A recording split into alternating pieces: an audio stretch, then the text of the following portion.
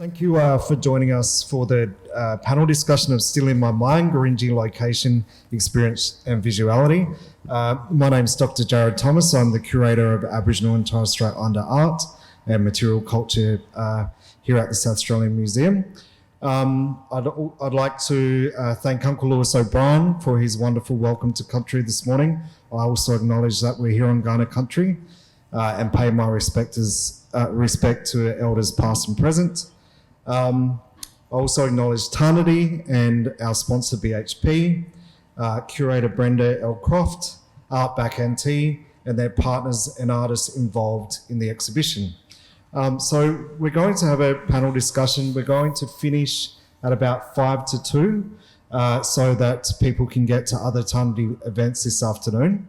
But maybe what I'll do is I'd like to just go through our panel and just have everyone just quickly introduce themselves for you. So Felicity? I'm on the end now. So I'm Felicity Macon. I'm a linguist at the University of Queensland, and I've been working in the Northern Territory, particularly with Gurindji people for the last 20 years, and it's been an absolute privilege to particularly have been taught by Leah Leaman's grandmother, Violet Waldrell. My name's Leah Leaman Namija. I'm Gurindji Malngin and I come from Kalgoorlie. And I've been working with Nangari, Brenda, Maurie, part of this our exhibition that's touring and with languages. You know me. Hi, my name's Maurie Ryan Japarta. I am Gurindji, Malian, and about 35 other tribes. Some have been wiped out by pastoralists and that. And I was stolen generation, head of the stolen generation, and I was one of those that removed on the policies of stolen generations. Removed from Wayfield to Croker Island and then to Adelaide, where I'd like to acknowledge a couple of my brother and sister here, Grant, hand up, Grant, and Joy. Their mother and father looked after me when I was at Lentara Children's Home. And they were part of my life and still are, and their children. And there's two other people here that I'd like to acknowledge that were at Westminster School with me. And that's Mike Bacaloff. Mike works in the media at times. And Jingo was at Westminster. And there's two other people I'd like to acknowledge and thank for their contribution to the education of my people. Where are they? George and Robin? Can you put that? Robin's a doctor of education. They started secondary high school at Kalgoorlie when the Department of Education didn't do it. So, you know, can you put your hand together for this? And any questions you like, ask. There you go. I'm Leah Gardam, Tasmanian Aboriginal woman, and Archives Collection Manager at the South Australian Museum. Been working at the museum for 21 years, and that's me. There you go. Thank you. Before I just launch into discussion, Brenda just mentioned that I didn't talk about my cultural connections as well. So, Nei Jared Thomas, Nei Mikono Yura, Nei Wangaja Nukuna Warala. So, I'm a Nukuna person from the Southern Flinders Ranges, and also have Ngadjuri ancestry from the mid-north of South Australia, and my mother's family is from central Queensland. And down the end, if Rosie, if you could introduce yourself. Hello everybody, my name is Rosie Smala and I'm the granddaughter of Felicity. It's good to be here. Yeah, thank you. Thanks, Rosie. One more there. Arby, Roberta. Yeah. We don't do anything more than that. Antoinette Bernard. Okay. Antoinette, can you please introduce yourself? Welcome. Hello, my name is Antoinette Bernard. And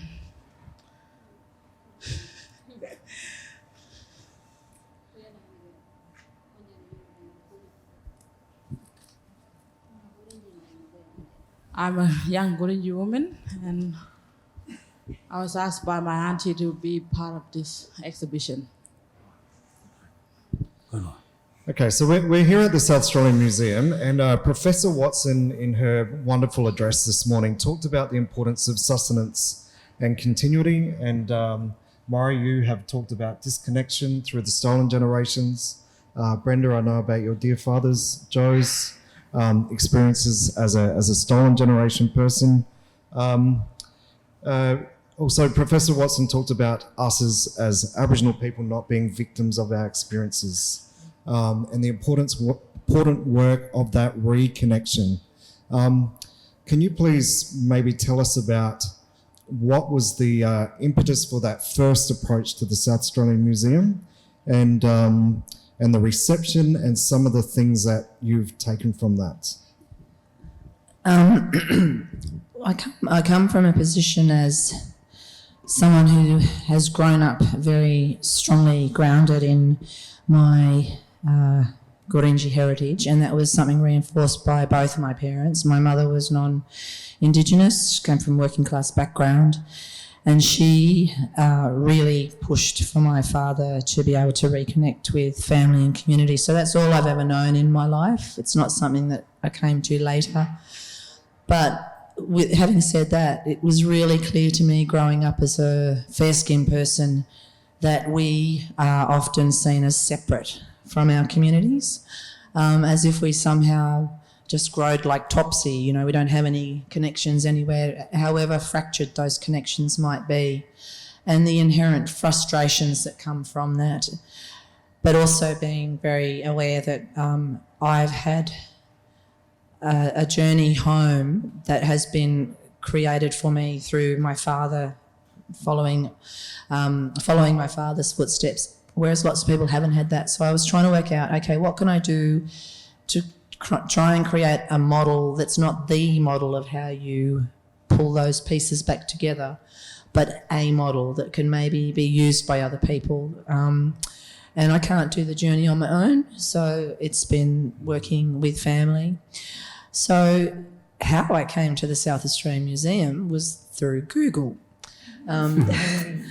And, you know, Leah here, the other Leah, I typed in, as I often do, type in my grandmother's name, type in a particular date, just to see what comes up, because there's always material being added. And one day in 2014, so it's quite recent, I typed in Bessie Croft and bing, this line comes up. Photograph, Bessie Croft, half-caste Chinese, which was news to me, the Chinese aspect. South Australian Museum, Tyndale collection. And I'm going, a photograph of my grandmother in 1934 at Carlin Compound. How amazing. And I was blessed to be able to spend a bit of time with my grandmother, Bessie, in Darwin in 1974. Before she passed away, she was very sick at the time, but my father and my mother took us kids up to Darwin. He had not seen her since he was a small child. So it was a very emotional time. I was 10, so you're a child watching all of this going on. My grandmother would take me around, and we stayed at Retta Dixon Children's Home. My grandmother would take me around and talk to me in Creole. I couldn't understand what she was saying, but I knew she was trying to tell me important things. And so as a kid, those memories that you are imprinted in your brain, so I could smell her for years afterwards. Something would just trigger and I could smell her, I could hear her, but her face was very distorted by cancer, which is what she was dying of at the time. And I thought, a photograph from 1934, I'll be able to see what she looked like. And I think for all of us, we want to see ourselves. We want to see who we are. Who do we look like in our family? And so I wrote to, I think it was it Ali? Yeah, who very sweetly wrote back to me, I just have to let you know these images of your grandmother are part of medical records here, which kind of went over my head. I wasn't clear what they were. I said, oh no, that's okay. And he said, okay, well, I just need to let you know that before we send them to you. And how they were sent to me, they were sent as a digital file. So they come through the internet, through cyberspace. And I clicked on it, and this screen fills with this sort of truncated image of my grandmother's face, which was like a sucker punch to the heart, if you like, because I still couldn't see her. And you'll see the image in the show. So it was, and then I realised what he was meaning. She was part of medical research. So there was a doctor from here who was doing his thesis in 1934 at the Adelaide University, who was travelling through all the Aboriginal communities and reserves in the territory and studying the impact of what was called yaws, which was a disease prevalent in the tropics, a sexually transmitted disease, a disease of poverty as well for people who are incarcerated and kept in close confines, and a thing called boomerang legs, which is like rickets. It's a deficiency, so your bones don't grow properly. And that was his thesis, was yaws and boomerang legs, something or other, because I went and I've tracked all of these down. I've tracked his thesis down from Adelaide Uni, tracked the publication he did overseas, but then came here to the archives and looked at his 3 volumes, this book. Cecil John Hackett is his name, and they were part of the Tyndale collection because he was doing research for Tyndale. He was a part of the expedition, so he went on some expeditions. This seemed like he was on his own journey, though. Yeah. It was really boys' own adventure stuff, and he self-published, but through Cambridge Press, or he organised for separate publishing, a 3-volume publication called Another Letter from the North. And it's amazing to be within the archives and you're turning over the actual typewritten pages that he's typed up with his photographs that he's printed and put in these books. And he never printed my grandmother's photo, but it was only a little proof sheet image in his field notes. We've never located the actual negatives, so thank God he actually did proof sheets. But he wrote down half-caste Chinese, and that was the first time we had that background acknowledged in family. And that's how, I came to be working with the South Australian Museum, and then came down here with the archives and came down here with Felicity, specifically working on sourcing material, not just for the exhibition, but also and I'll let Felicity talk about that, the Yijani history book.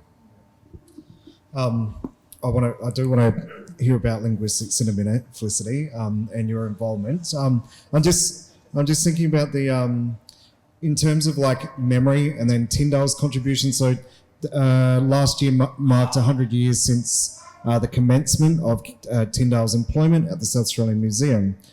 So you were talking partly about cultural memory, your own, and what Tyndale kind of adds to people to reconnect with culture, with place, etc. Often when I walk through, but we got to remember that Tyndale only had brief periods of time with people and communities. When I walk through the Aboriginal Cultures Gallery, you may be familiar with all the photographs to the left. So Tyndale's map in front of you. To the left, we have a whole range of photographs, and they're not contextualized. And I often think, who are these people? Who are the people in these images? So the interesting thing for me, the important thing as a curator, is seeing what other Aboriginal people can add to the collection, can add to the story. So I want to hand over to Leah.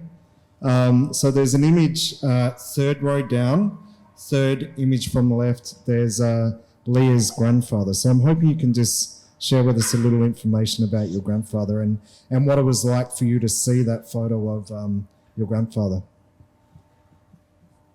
I'll say it was really special for me because he actually passed away before I was born. But I showed one of the pictures to my uncle that's still alive. He's pretty old now, but he recognized him and he said, this is my dad, your mom's dad. So this is your grandfather. And I was really touched to see that picture. And I just told a little story to you earlier. In one of the photos, he ended up in Roburn prison because when he was younger, he was accused of cattle rustling. So he got locked up in one of the baobab prisons, you know, the baobab trees. I don't think you get them down here, but up north, especially in the Kimberley Ways, they use them as makeshift jails because they're so big, the trunk.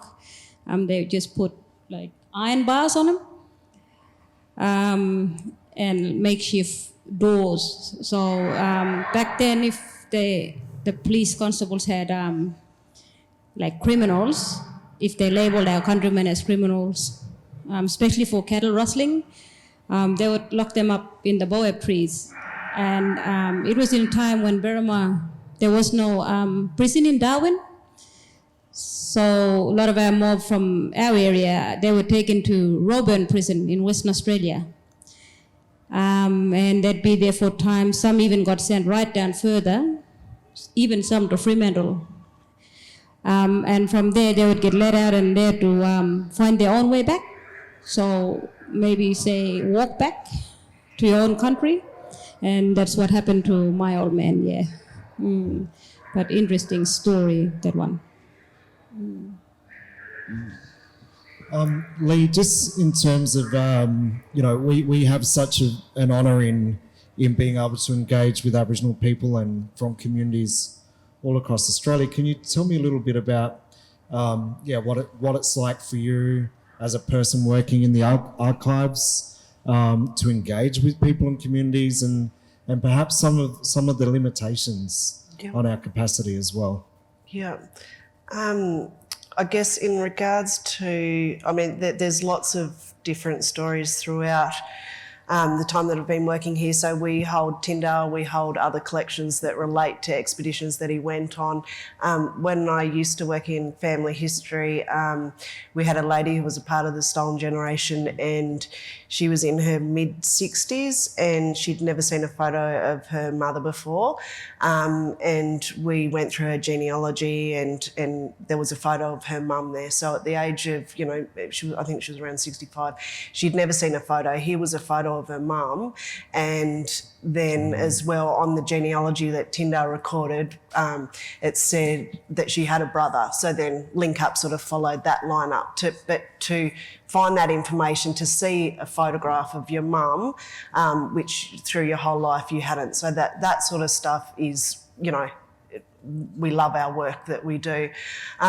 In regards to limitations, staffing is an issue. We're currently operating with 2 staff, and the processing. So I've been working with the collection for 20 years and still there's constantly more material that we're learning about. So is processing those collections and making them available so people, available in the sense of the information is available online, so people like Brenda saw her grandmother's name and then sort of goes from there. But to do that, we're sort of working on volunteers at the moment to sort of get that more and more, and it's really quite involved in getting that information out there. The other limitation with that is the context with it as well. So Brenda, that image was sent to Brenda, but there wasn't no context within that. So like when Brenda came over, she saw, how Hackett had written and, that sort of stuff. Whereas just getting the image, a lot of people can't come to Adelaide, so they get the image digitally, and they only get that. So to be able to get that information more out there, back returned to communities, and available online, that's one of our big And because if you don't know how, I know how to access archives. Yeah. What about all the people who don't, and they don't realise there's a lot more material. I can go there, and to sit there and view it is so different to something that you receive online, and it is really painful. Natalie Harkin, who's with the Unbound Collective, has written that the archive is a violent place for First Nations peoples, and it's an emotionally violent place because you're finding how your family was described, the fact that someone is just part of someone else's medical research, and there was certainly no permissions, and what I've discovered since then is that he also physically observed her anatomy and wrote about that. And that is so violent. Yeah. So that's what we find as well is, when people come in sort of warning people about what you are going to see. And then there's also issues within Tyndale's journal, he'll be writing about language and then bang, on the next page is a lot of stuff that, men's business that we really shouldn't see. So it's trying to filter that sort of information is a real problem as well. Mm. So in terms of Dagaragu or Kalkarindji, one of the most known stories, of course, is the walk-off in 1966 led by Vincent Lingiari due to oppressive labour practices. And then following this, in 1975, UK-based station owner the Vesey Group and the Australian government in 1975 returning country back to Gurindji people, a small amount of country. Felicity, with your work and your engagement with the collections, what other important aspects of history and perhaps linguistic findings did you discover and have been able to share? Yep, so as a linguist, I've been working for the past couple of decades with Gurindji people, and the main purpose of that work is to document the language with the elders in the community. And it just so happens that many of the elders are just fantastic orators, and a lot of the stories that they wanted to tell and put down in their own language and then have translated into English, which is my work, were historical stories of Gurindji country. So I guess the Wave Hill Walk-Off is one of the best known stories, and that story is talked about as a labour movement and the land rights movement, but it was actually foreshadowed by a lot of colonial history on the country, and a lot of that history involved murders at the hands of individual colonists, and also massacres, and also some funny stories like the first aeroplane landing, the flood that washed away the first Wave Hill station in 1924. So my job as a linguist, and I've also been working with Erica Chirola, is to write down these stories and to be a facilitator of these stories in the first language of the Gurindji elders, which is their language Gurindji. So much of Australian history, even where it's being told by Indigenous people, is often in second or third or fourth language. And the ability to be nuanced, to express emotion and to really tell the details of stories, I think is pretty limiting if you're not able to do that in your first language. And for many Indigenous people, their first language isn't English. So I've had, the honour of working with people who are really fabulous historians and being able to facilitate that. And part of that means coming back to archives. So we hear stories about particular occurrences. So, for instance, the 1924 flood at Wave Hill Station, it turns out that Michael Terry visited Wave Hill Station shortly after that, and South Australian Museum holds a lot of material from Michael Terry. So I accompanied Brenda when she was visiting the museum, and we also looked at some of Michael Terry's diaries and discovered that actually, for instance, there was a film that was made of Roger dancing from that time, and Brenda and I have spent a lot of time trying to chase around the world to find where this film ended up. No luck yet, but we hold out hope. And the other thing that we were able to do, of course, was to access the photos that were taken, actually not by Tyndale, it turns out, and to repatriate those old people to country, to talk to family, identify people, repatriate their names and their stories. And all of that has enriched the two history books that we've produced, which are written in first language and then translated into English. So we've accessed lots of different archives. South Australian Museum was a very positive story.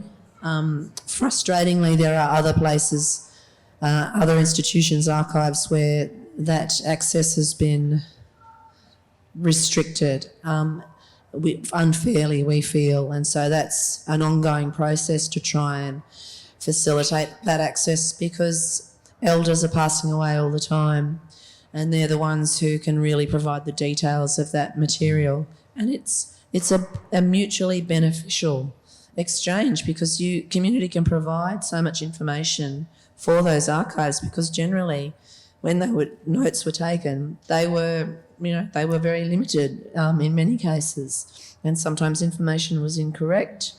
So it's a good thing to be able to facilitate that access, and that's why I want to thank the South Australian Museum for being so open to us coming here. Yeah, and to say also that the stories are in communities, they're in archives, and to bring those together, they become richer stories.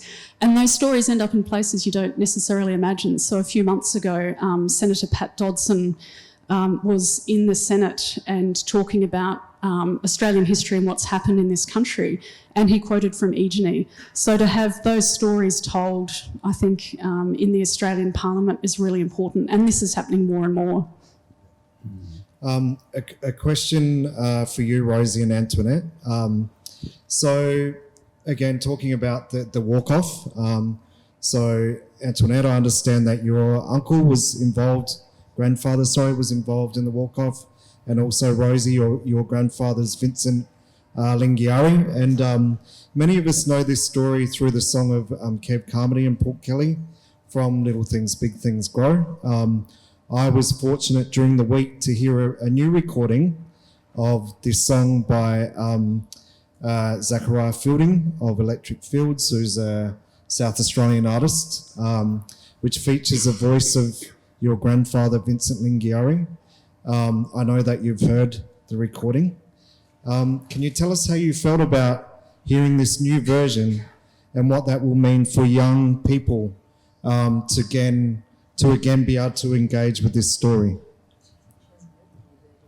You haven't heard the new version yet? No, okay. It's some of it's in language, yes, yeah. Pirindara, yeah, I think it's Pirindara, yeah. That's how things become universal, because the story of your grandfather and your grandfather, it's gone from that community, and I've had people say to me, non-Indigenous people, the first Indigenous language group they ever heard reference to was Gurindji, because of the work of those amazing 200 or so people who walked off and stayed so strong for nearly 9 years. And it does become universal, because people then talk about that in other ways. But Rosie hadn't heard that song yet. I haven't heard it either. Yeah, well, like for me, I didn't hear the song yet, but it's good, like if I hear it, and though for rest of the community back home, and even though for the kids as well to listen and to sing, so we can know, like the kids can know the stories and keep it alive, like still talking, and the meanings of the song as well for the little ones, the next generation to the next generation, you know, yeah.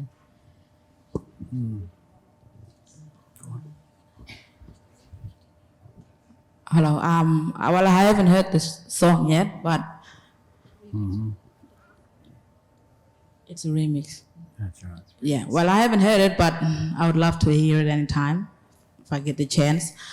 Well, I think it's a really powerful message that it's playing through music, because a lot of our new generations these days, they listen to music, and it's really quick to pick up the words, and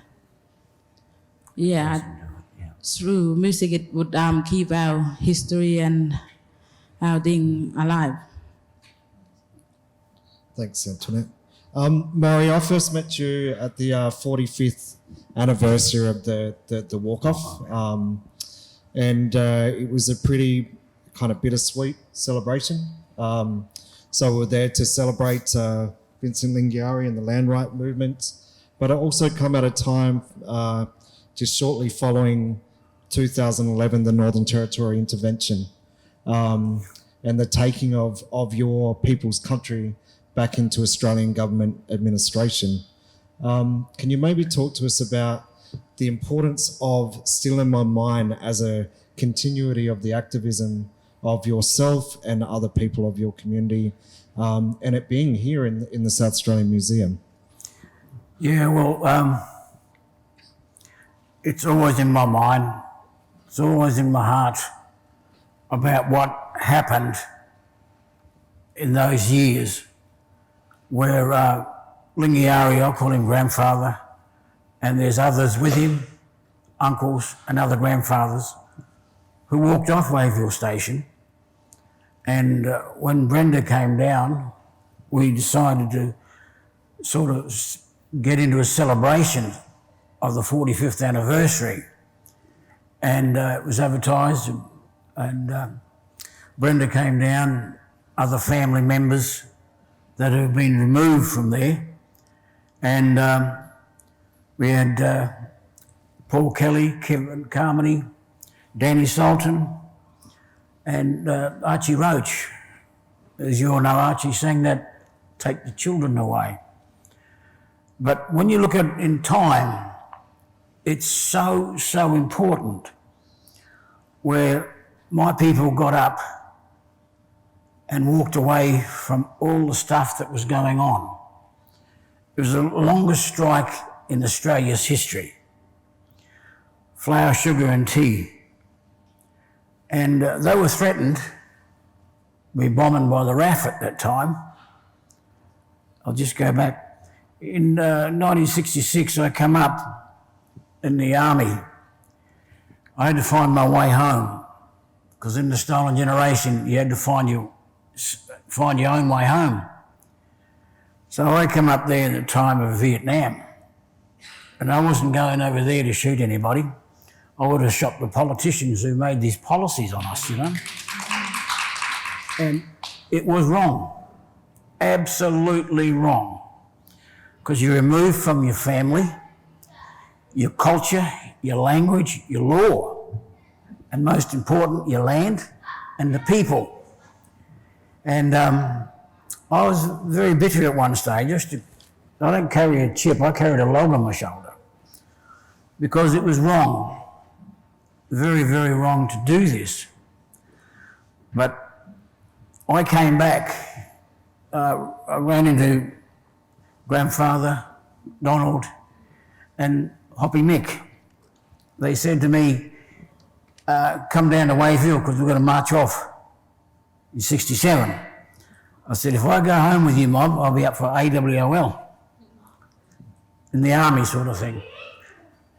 But I was so proud of them, and the strength I've got from him and the others to be able to, over all the oppression and, you know, get on with life. But what's happened is one of the most important things was education. Education. Without education, some of you wouldn't be here. I certainly wouldn't be here. It opens the door for people. And as I said earlier on about Robin and George, the education, Rosie got year 12 in a remote community, you know, and but as I spoke to my family this morning having a cup of tea, what happened?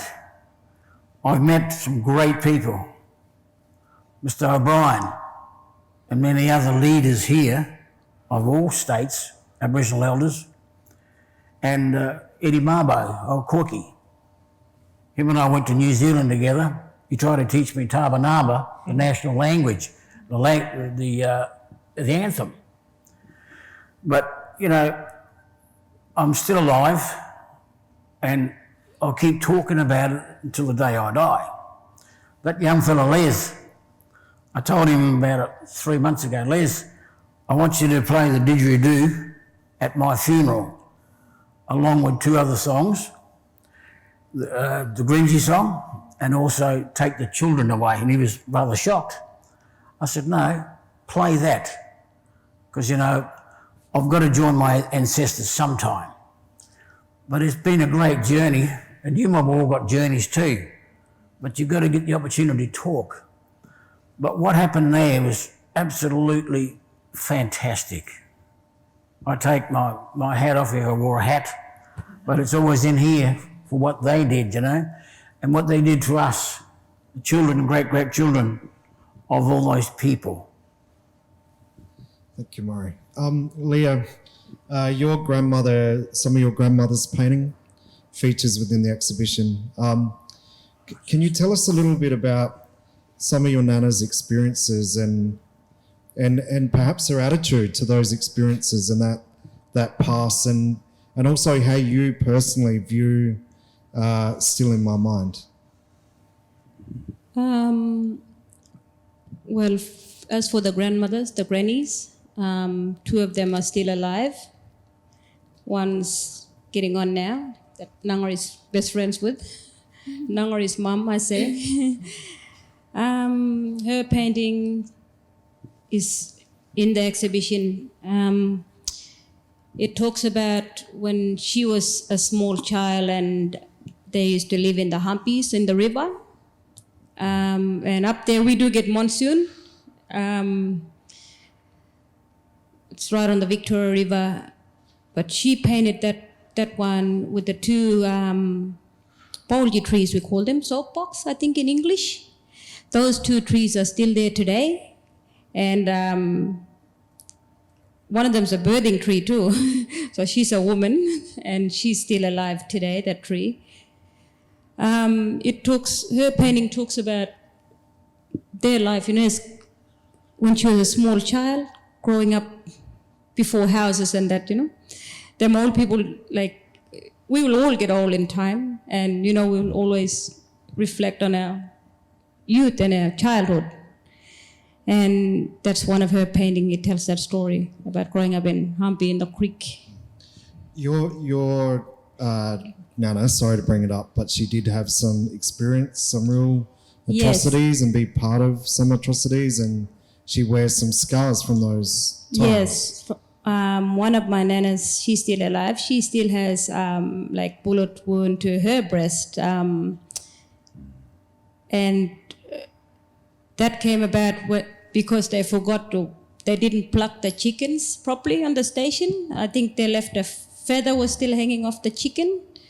So her and her friend, they ran, and I think the guardian was drunk, so he just fired anyway, you know, but that bullet went through her breast side, and because they ran through the fence. But in all of that, she's not a bitter woman. She's still strong. And she said to me, you know, we can only move on as people when we forgive one another and learn to listen to one another. And that's the story that she encourages, like she says, pass it on to your children to their friends. Learn to listen to one another. Let that one speak, but always listen, and then we can move on. Thank you. The exhibition Still in My Mind is really an exhibition that is about so much reconnection, disconnection, survival. Brenda, can you maybe tell us about your aspirations for the exhibition moving forward, and maybe the legacy that you want the exhibition to leave, and how it can be built upon? Well, as Artback said, it's touring till at least 2021, I think. There's so many different elements to it. We've talked about how we might create a website that looks at the journey it has taken and incorporate a lot of the material that's being documented at each of the venues. There's lots of talk within community, not so much with the exhibition, but what can be generated for young people coming through. So this is just a really small part of an ongoing story. And, that's the most important thing, is what is there for kids in the future, for young people coming through. Governments come and go, policies fluctuate, funding gets cut. What kind of skill set can you give people who can continue to tell their stories that are not something back in time that absolutely influences what you do now, but it's an ongoing story. It's a continuing story. So I see Still in My Mind as just part of a continuum, as it has always been for First Nations people. We are part of a continuum. We're here because of what people did before us, and we have an obligation to create space for people coming after us. Okay, we just have a few minutes remaining, so I'm just wondering if there's any burning things that any of the panelists would like to say before we close. Are there any burning questions from the floor? Any questions? Yep. Yes, we've heard stories of advance and improvement and opening up in recognition and respect for Aboriginal past and history. Would you say that this has been accelerating, or just that this has reached a certain stable point? Are maybe we've got better, but are we getting better faster every year? No, sometimes you feel like you're walking in the one spot, and sometimes it feels like all the advancements and the optimism that came out of the support for the walk-off and that handing back of soil. And I mean, I'm a kid of the era of Whitlam. My first really politically aware act was being taken by my parents to the steps of Parliament House the night Whitlam was thrown out. I was 11, and being surrounded by angry adults and just thinking, how can, how does this happen? We came through Department of Aboriginal Affairs, of determination in the 70s, a feeling of real change in the 80s, and then it hit a wall in the 90s. It really feels that it did, and we've been trying to make up that lost ground ever since. I don't know if you feel that way, Jared, but you feel like you're hearing the same things being said over and over. I think we're all still trying to pick ourselves up from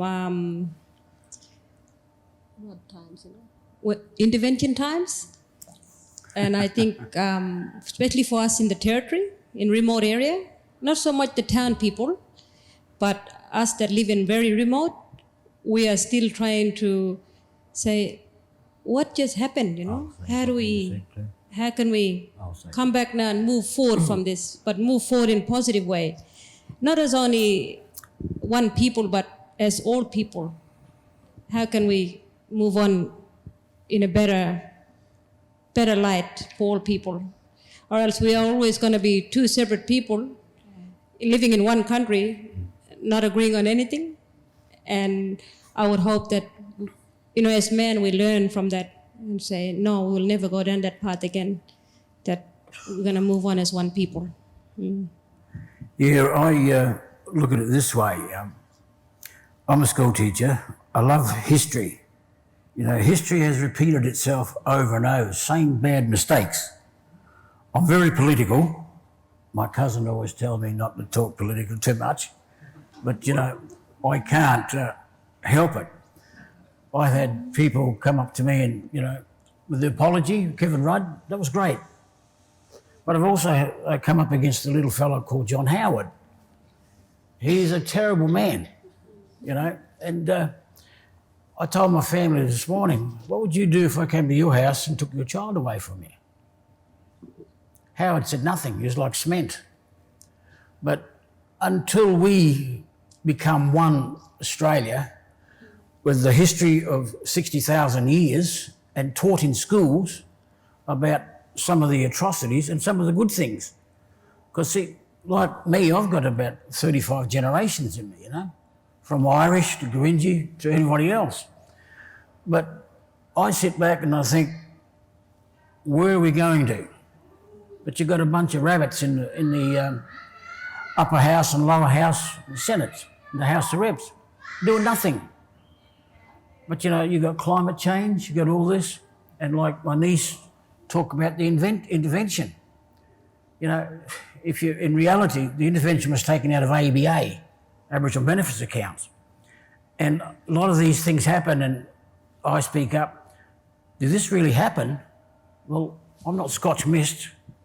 I'm here, I'm a human being, like the rest of my family. And until it comes to grips and the reality of the truth comes out, we're stagnated. I hope that's for my sort of question here to you. I'd like to thank you very much, Maurie. I'd like to thank Tarnity, BHP, curator Brenda L. Croft, Artback NT, and their partners and artists involved in Still in My Mind, Gurindji location, experience and visuality. And I'd most importantly like to thank you all for coming up and sharing for us today in this very important discussion. Thank you. Very good.